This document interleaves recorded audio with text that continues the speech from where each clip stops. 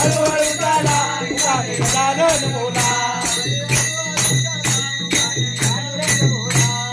हळूहळू चाला उगाने गजानन बोला गजानन बोला गजानन बोला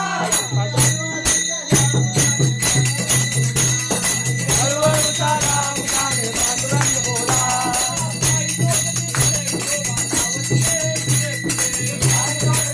धावते पुढे पुढे पाय लागती कडे विठोबा धावते पुढे पुढे धावते पुढे पुढे धावते पुढे पुढे